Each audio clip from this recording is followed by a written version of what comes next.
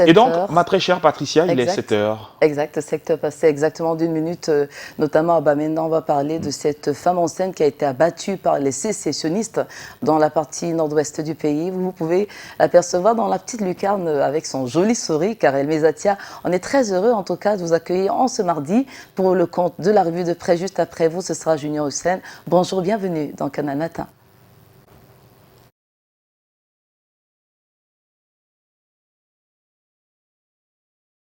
Bonjour Patricia, bonjour Fidjil, madame, messieurs, bonjour. Avec beaucoup de plaisir, je vous retrouve ce mardi matin pour la deuxième sortie de la semaine. Lecture transversale des journaux en direct des studios de la cité capitale. On démarre ce matin avec le quotidien bilingue national. Cameroun Tribune s'intéresse aux ex-combattants repentis. Les signaux au vert précisent le quotidien bilingue national. En effet, nous dit le journal de Marie-Claire Nana, la perche tendue par le président de la République est de plus en plus saisi par des jeunes qui, par centaines, abandonnent les armes et rejoignent donc les centres de réinsertion. Illustration éloquente à Marois, où 288 nouveaux pensionnaires viennent d'être accueillis. De quoi envisager la construction d'un complexe polyvalent annoncé dimanche par le coordonnateur national du comité de désarmement, du désarmement et de réintégration, donc Faye Yengo Francis. Les détails à retrouver en pages 4 et 5 du quotidien gouvernemental dans sa parution de ce mardi matin. On continue avec le quotidien Réalité Plus. Le journal de Paul Ngwari et Kindje nous amène sur nos routes pour signaler qu'elles enregistrent trop de morts. Face à ces pertes humaines lourdes, le ministre de l'administration territoriale Paul Atangandji demande au gouverneur d'être sans pitié contre les mauvais chauffeurs, nous dit donc le journal Réalité Plus de ce mardi. Le journal ajoute en outre que Paul Atangandji, outre sa casquette de Minat, est le gérant de la protection civile au Cameroun. C'est beaucoup plus donc en cette qualité qu'il exhorte les 10 gouverneurs de région à être plus incisifs et sévères contre tous les conducteurs et propriétaires des véhicules qui violent les règles de conduite sur les axes routiers et provoquent des accidents mortels. Paul Atangandji estime qu'il faut certes sensibiliser, mais la sanction, la sanction aussi est de mise pour éviter des cas d'accidents graves comme ceux dont on parlait déjà la semaine dernière, près de 40 morts sur nos routes en seulement 24 heures. Les détails donc à retrouver dans les colonnes de Réalité Plus dans sa parution de ce mardi. Et puisqu'on parle de mort, vous avez certainement appris la triste nouvelle hier. Christian Penda Ekoka n'est plus. Le quotidien Émergence qui rend un hommage bien mérité, lui rend un hommage bien mérité ce mardi matin. C'est lui qui aura été de son vivant le patron du mouvement Agir, a tiré sa révérence au Canada des suites de maladies, nous disent donc nos confrères qui accordent une attention toute particulière à cet esprit libre des courants idéologiques, des bastions politiques de la discipline subséquente qui écarte les dévots. L'initiateur d'Agir, plateforme alternative de la société civile, s'en est allé de choc parmi la famille politique, à découvrir donc dans les colonnes du journal de Magnus Biaga, précisément dans la page 5. C'est une information triste qui barre également la une du quotidien L'économie. Le journal de Thierry Ekouti évoque la pluie d'hommage pour Christian Penda Ekoka, l'économiste et ancien conseiller du président de la République Paul Biya de 2010 à 2018 est décédé le 8 août au Canada, nous dit le journal, qui met en exergue le témoignage de Sa Majesté Célestin Bédigui, témoignage à découvrir dans les colonnes du quotidien L'économie, précisément en page 2. Son départ ne laisse pas indifférent l'info à chaud, le journal de Delors Magellan Kamgen, qui porte également le deuil, estime qu'ils sont nombreux à ne pas avoir véritablement compris Christian Penda Ekoka, un homme de tous les bords politiques et sociaux et sociologiques de la nation camerounaise, est parti. Le journal confirme effectivement que tant de voix s'élèvent suite donc à la disparition de ce compatriote unanimement reconnu comme brillant et qui, selon le journal L'Info à chaud de ce mardi matin, a eu le courage de défendre inlassablement sa vision, ses idées pour un Cameroun encore plus grand. D'après nos confrères, ces hommages honnêtes indiquent à la fois combien l'homme fut généreux pour son pays et si peu compris par les Camerounais. Évocation donc de la vie de Christian Penda Ekoka dans le journal L'Info à chaud, précisément dans la page 6. The Guardian Post aussi n'a pu s'empêcher d'écraser des larmes suite donc au départ de Christian Penda Ekoka, une nouvelle accueillie avec regret par ses alliés du mouvement pour la renaissance du Cameroun, le parti politique qu'il a rejoint en 2018 lors de la dernière élection présidentielle au Cameroun.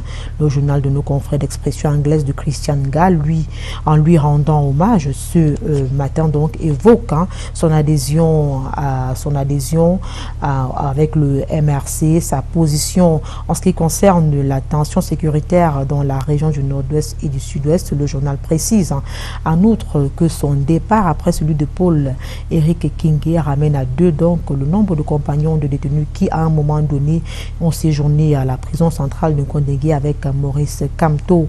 Autant d'éléments et bien d'autres à découvrir de la page 6 à la page 7 du quotidien d'expression anglaise The Guardian Post, parution de ce mardi matin. La vie et la mort de Christian Penda Ekoka à découvrir également dans les colonnes de Tribune d'Afrique, l'hebdomadaire panafricain d'information générale paraissant au Cameroun de Faustin Dikam revisite le parcours de l'homme politique, économique et même social que fut Christian Penda Ekoka de son vivant. À lire également dans les colonnes de Tribune d'Afrique l'édito de la semaine du directeur de publication, un rendez-vous au cours duquel Faustin Dikam avec sa plume revisite les aspects de la vie dans notre société. Ce matin par exemple, il marque un temps d'arrêt sur le pouvoir de la vérité. De quel pouvoir parle-t-il exactement? Qui sont les tenants et aboutissants? Éléments de réponse à découvrir en page 3 du journal Tribune d'Afrique donc de ce mardi matin. Parlons santé à présent avec le quotidien Éco Santé. Le journal spécialisé en questions de santé de Joseph Mbengboum s'intéresse à la maternité. Le journal nous informe que les hôpitaux sont asphyxiés par l'indigence des accouchés. C'est ce qu'ont observé nos confrères à l'issue d'une enquête réalisée dans plusieurs formations sanitaires au Cameroun, laquelle révèle que 8 femmes sur 10 ayant accouché par césarienne ne parviennent pas à payer leurs factures, une situation qui, d'après nos confrères, crée d'énormes pertes dans les trésoreries des hôpitaux entre le souci de la prise en charge rapide des patients indigents, le recouvrement des fonds, le challenge de l'humanisation des soins et la non-rétention des patients dans les maternités. Les directeurs des hôpitaux se retrouvent parfois dans un dilemme. De nombreux experts rencontrés par nos confrères proposent la gratuité de l'accouchement comme piste de solution. Il y a également des suggestions relatives à une subvention partielle ou la mise en œuvre effective de la couverture santé universelle annoncée depuis plusieurs années dans le pays. Maintenant, en tout cas, les détails sur cette information-là à découvrir de la page 6 à 9 du quotidien de santé Éco-Santé paru ce mardi matin. Autre journal, autre information, on évoque la nouvelle configuration du secteur minier avec New Star Info. Le journal de Marcel Vondoabeng revient donc sur la mission du directeur général de la Sonamine à l'Est et dans la Damawa, une descente sur le terrain qui lui a permis de sensibiliser les acteurs institutionnels et privés sur les missions de la structure dont il a désormais la charge. La place importante qu'elle occupe donc désormais dans le secteur minier a été évoquée. Le journal précise que quelques 30 acteurs ont été sensibilisés dans la Damawa et 100 dans la région du Soleil Levant. La sensibilisation, précise New Star Info, a également en outre porté sur la nécessité de sortir les enfants de la mine pour les scolariser. La vulgarisation du dispositif législatif en vigueur également au menu. Les détails à découvrir en page 6, 7 et 8 de New Star Info de ce mardi. New Star Info qui parle également politique, précisément du renouvellement des organes de base du Rassemblement démocratique du peuple camerounais qui veut opposer Jean Kouété à Paul Biya. S'interroge donc le journal l'hebdomadaire précise que depuis l'annonce du renouvellement des organes de base du parti du Flambeau, le secrétaire général du comité central fait l'objet d'une cabale sans fin d'une certaine presse, sans aucune réaction véritable des caciques du parti. Le quotidien aussi s'intéresse au renouvellement au sein du parti du Flambeau quand le Rassemblement démocratique du peuple camerounais fait battre le cœur de la nation. Titre le journal à la une. Le journal évoque l'ambiance de campagne lancée le samedi 7 août, ambiance qui va durer jusqu'au 30 septembre prochain. Il s'agit en fait de l'élection des membres du bureau de section tant à l'intérieur qu'à l'extérieur du pays, une vaste opération qui fait battre les cœurs de la nation. Pour en savoir davantage, lire l'article paru dans le journal Le Quotidien ce mardi matin. Le décryptage de Jean Atangana, éditorialiste, se penche également sur cette actualité-là. Toujours en politique, Apollonie Fleur Blaze, dans une interview avec la cible hebdo, affirme que de son point de vue, Franck Biya est le seul capable de réussir la transition générationnelle. Dans cet entretien avec le journal d'enquête, d'analyse et d'information générale, la coordonnatrice nationale explique pourquoi le mouvement citoyen des franquistes pour la paix au Cameroun, qui milite pour une transition générationnelle, s'est mué en mouvement pour la paix et l'unité au Cameroun. La cible en hebdo en parle en plus détail dans les colonnes, dans sa parution de ce mardi. Et puisqu'on parle paix au Cameroun, Célestin Bédigui, le président du PAL, par ailleurs élu local, réagit après avoir vécu de ses propres yeux l'état de la situation sécuritaire dans les régions du nord-ouest et du sud-ouest. Il en parle dans les colonnes du journal Cette Info. Il exprime son indignation face donc au nombre croissant des morts enregistrés ces derniers temps dans le Nozo. A découvert donc dans ce journal l'intégralité de sa tribune à travers laquelle il donne des esquisses de propositions en page 9 de la politique en économie. Econews, dans son 100e numéro, parle de l'économie camerounaise, une économie qui, du point de vue de nos confrères, patine depuis 6 mois déjà. Les experts du quotidien Econews analysent la situation de tous les secteurs de l'économie camerounaise ces 6 premiers mois de l'année, du secteur financier et banquier en passant par le panier de la ménagère. La courbe des statistiques n'est pas si mauvaise que ça, bien que le secteur privé peine à booster l'économie. Eh bien, les indicateurs macroéconomiques sont plutôt maîtrisés. Et puisqu'on parle de l'économie en sport, on en parle avec le quotidien Mutation qui s'intéresse aux Jeux Olympiques de Tokyo. Donc le journal de Georges Alain Boyomo met en lumière les explications de Kalkaba qui refait donc Tokyo dans les colonnes du journal de Georges Alain Boyomo. Le président du comité national olympique dévoile les causes du fiasco de la team Cameroun en Tokyo. Les détails en page 15 du quotidien Mutation de Georges Alain Boyomo, paru ce mardi dans la cité capitale, naturellement, que vous retrouverez dans les kiosques sur le triangle national. Et avec Mutation, on met la clé sous le paillasson de la revue de presse Acte 1 en direct des studios de la cité capitale. Vous le savez, restez scotchés. L'exercice se poursuit cette fois-ci du côté de Douala avec Junior Ossan. Junior, bonjour. Qu'est-ce qui fait la une des journaux du côté de Douala?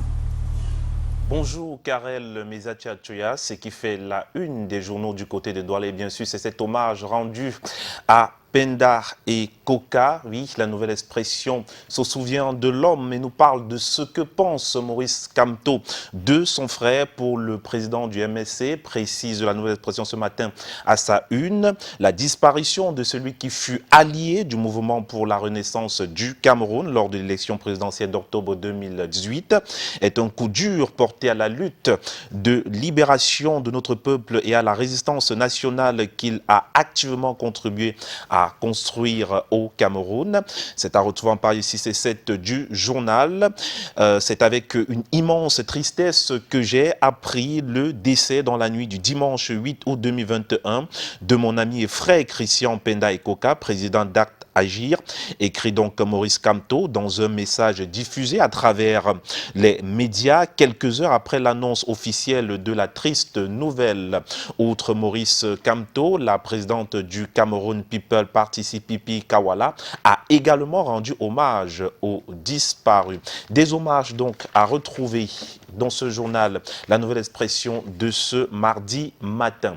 Et le journal La Nouvelle Expression s'intéresse également à la crise dans le nord-ouest et le sud-ouest du Cameroun et parle de ces sacrifiés de la guerre qui, en cette veille de la rentrée scolaire, et donc en cette veille de la rentrée scolaire, le père jésuite Ludovic Lado saisit les ministres de l'éducation de base au moment où l'actualité est marquée par le destin tragique de Camerounais et de Camerounaises qui se risquent à l'aventure de la migration clandestine.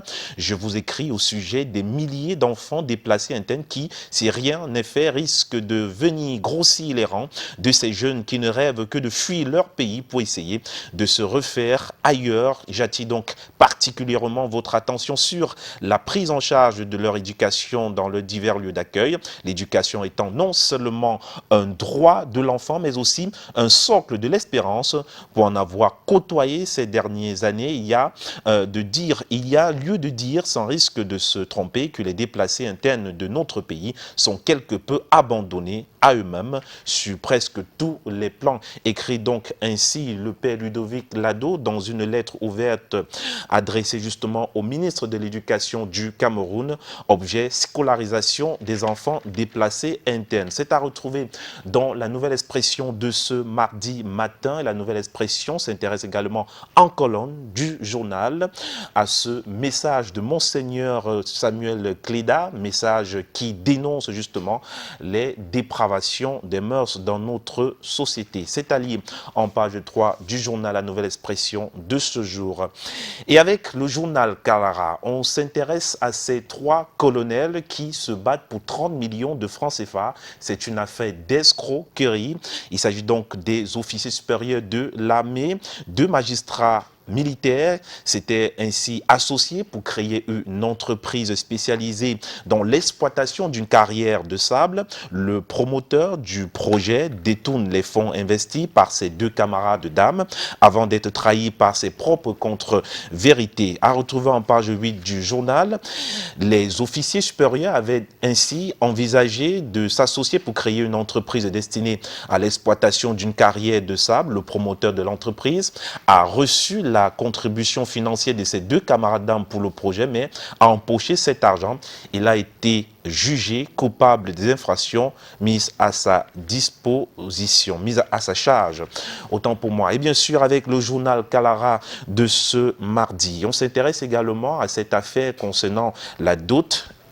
Il réclame la restitution de sa dot à son ancienne fiancée. L'article est à retrouver en page 9 du journal. Après avoir doté une femme, cette dernière a déserté le domicile conjugal après 4 semaines de vie commune. L'homme a saisi le tribunal. Il accuse son ex d'escroquerie et réclame la restitution de ses biens, une dot constituée entre autres de 4 porcs, 3 chèvres, des pièces de pain et une enveloppe de 10 000 francs CFA.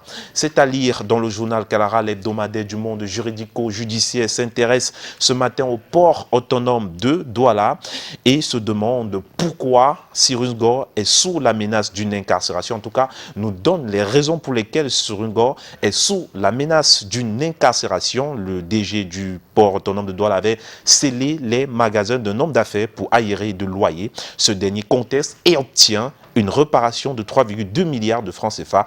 Les dessous de l'affaire retrouvés en page 6 du journal Kalara de ce jour.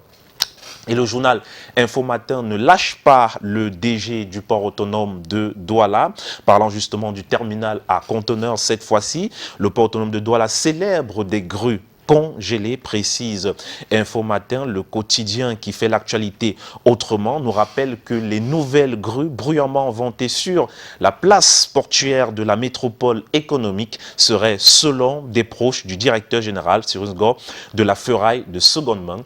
Article à retrouver en page 4 du journal de ce mardi matin. Et avec Info Matin, on s'intéresse au Covid-Gate, une affaire qui concerne Manaouda Malachi qui est à nouveau face au TCS. Ce jour, c'est à la une du journal Info Matin. Selon donc une source généralement crédible, le ministre de la Santé est appelé aujourd'hui à éclairer les enquêteurs au sujet des 10 milliards de gap qu'il oppose au ministre des Finances, Louis-Paul Moutazé. Les précisions en page 3 d'Info Matin, le quotidien qui nous fait savoir qu'en possession de plusieurs autres données sur la question, les OPJ du TCS entendent ainsi confronter leurs éléments pour voir plus clair sur le gap de 10 milliards de francs CFA dont l'usage aurait manifestement échappé à l'orthodoxie financière, désormais minutieusement exploré par le tribunal. Ce volet du Covid-Gate soupire, un fin connaisseur du dossier pourrait permettre de lever des leviers d'un niveau jusqu'ici insoupçonnable. L'actualité autour de cette affaire à retrouver dans le journal Info Matin de ce jour. Et le journal rend également hommage à Penda Ekoka, considéré comme un autre dissident du MRC qui est donc tombé. Il s'agit là de l'allié de Maurice Kamto, président rebelle de Suivi Cameroun. Sa mort suit de quelques mois seulement la disparition d'un autre partenaire du président élu, considéré entre guillemets par le journal Info Matin, Paul Erikinge, lui également qui était un allié à Maurice Kamto, qui est donc décédé. Les détails à retrouver en page 2 du journal Info Matin de ce jour.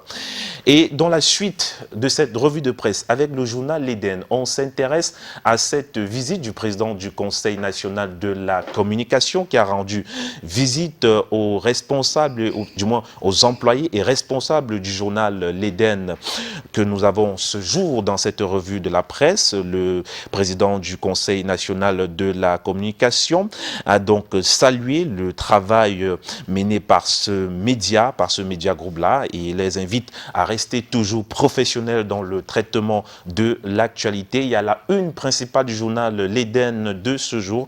On parle, n'est-ce pas, de ce recrutement de plus de 3000 enseignants qui ont été recrutés au niveau de l'éducation de base, et que la région du Nord-Ouest n'a seulement que 100 enseignants, alors qu'il faudra un peu plus. Du Sud-Ouest, autant pour moi, n'a que 100 enseignants, alors qu'il faudra un peu plus. Et c'est ainsi que le journal nous rappelle à sa une principale qu'il s'agit là d'un gros challenge pour les conseillers régionaux qui doivent se battre pour qu'on ait plus d'enseignants recrutés dans la région du Sud-Ouest Cameroun. Et on termine cette revue de la presse avec le journal Vision économique qui ce matin s'intéresse, ou du moins nous présente les 12 premiers projets prioritaire en 2022 au Cameroun. Il s'agit là des investissements publics dans notre pays. Ces investissements étatiques portent justement sur l'agro-industrie, l'éducation, la formation professionnelle, l'agriculture, l'élevage, le développement local et urbain, souligne Vision économique de ce jour.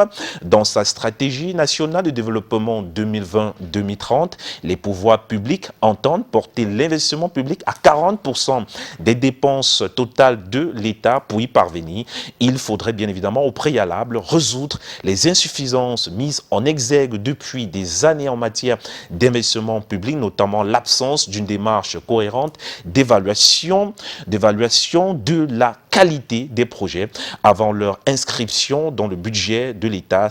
C'est ce à quoi s'attellent actuellement les experts du gouvernement, parlant justement de ces 12 premiers projets prioritaires en 2020 au Cameroun. Et retrouver également dans le journal Vision économique les contours de la fusion entre la CEMAC et la CEAC. C'est d'ailleurs ce qui est à la une principale de ce journal qui s'intéresse au sommet des chefs d'État de la CEMAC. Tout un dossier à retrouver en page 7 du journal.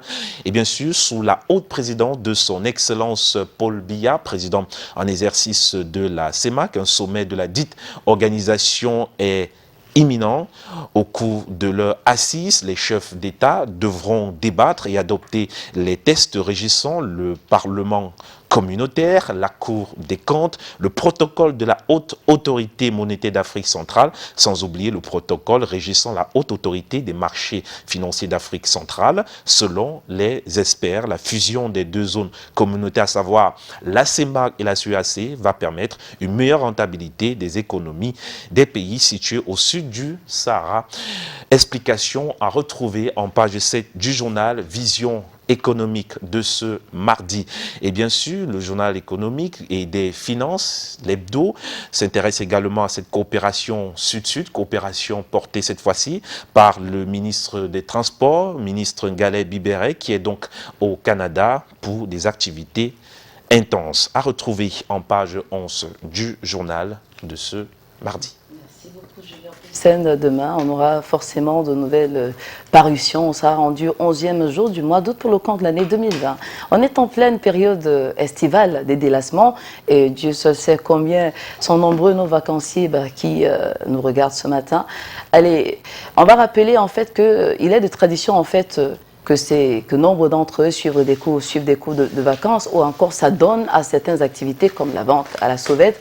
Et le cliché d'ailleurs le même et qui rompt tout simplement avec le communiqué. On se rappelle, ça fait aujourd'hui pratiquement un an où au mois d'août, c'était le 14 août 2020, par voie de communiqué, la ministre des enseignements secondaires, Nalova Lyonga, interdisait donc les cours de vacances dans les écoles, les établissements secondaires sur l'ensemble du territoire national. Donc rendu aujourd'hui, je crois que c'était pour des raisons justement de lutte contre la propagation de la corona ou du coronavirus.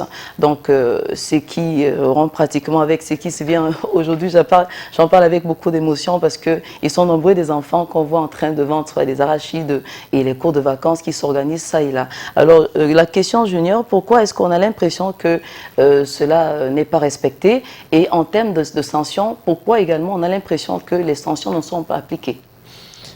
Alors, de très bonnes questions. Je tiens d'abord à rappeler que c'est un communiqué qui a été signé le 14 août 2020.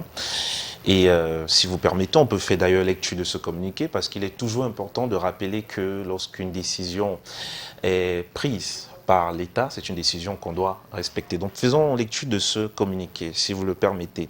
Alors le communiqué du ministre dit « Madame le ministre des Enseignements secondaires porte à la connaissance de la communauté éducative nationale que suite aux mesures édictées par le gouvernement de la République dans le cadre de la lutte contre la propagation de la pandémie de la Covid-19, l'organisation des cours de vacances est formellement interdite dans les établissements publics et privés sur toute l'étendue du territoire national. Par conséquent, toute institution scolaire dont les infrastructures seront utilisées pour l'organisation des 10 cours sera sanctionnée conformément à la réglementation en vigueur.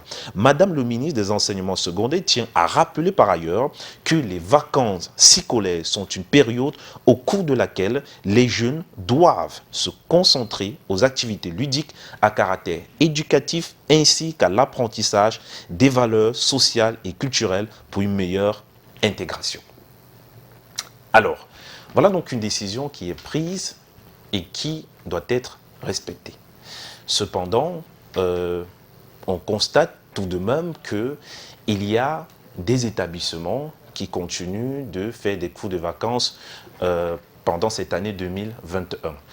Et je tiens à rappeler ici que nous avons eu à réaliser un reportage, je salue par le Thierry Nana, le caméraman avec qui j'étais. Nous avons fait un reportage autour de ce sujet. Et nous avons rencontré le délégué régional des enseignements secondaires, que je salue par ailleurs, qui nous a rappelé que la mesure, du moins la décision du ministre n'a pas été annulée, n'a pas été levée. C'est dit, cette décision tient toujours. Et donc, même si depuis le 14 août 2020, la décision a été prise et qu'on a l'impression que un an plus tard, on a dû oublier parce que voilà, on ressent aussi un relâchement autour des mesures barrières. On ressent que beaucoup d'enseignants ou de parents se sont dit, bon, si les mesures barrières ont relâché, ça veut dire qu'on peut reprendre avec les cours de vacances. Certainement.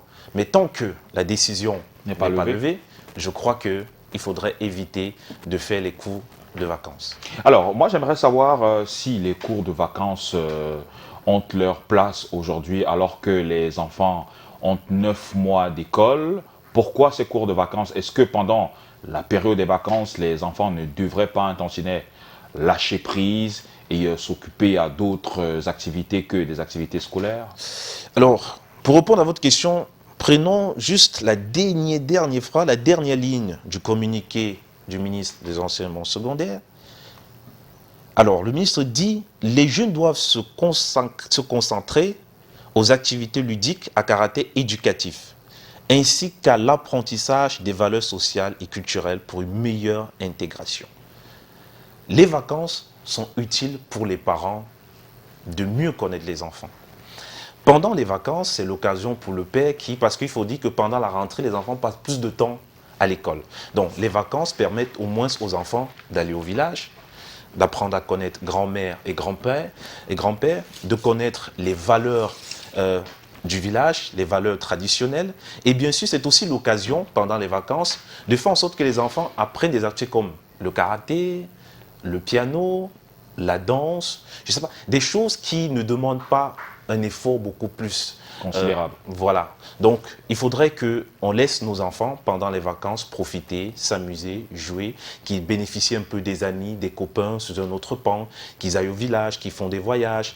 Or, on finit 9 mois de classe et pendant peut-être 3 mois, aujourd'hui c'est même plus 3 mois, pendant 3 mois de vacances, on est encore en train de faire des cours de vacances. Bref, à chaque chose son temps. À chaque chose son temps. Mais on ne peut pas condamner ceux qui le font.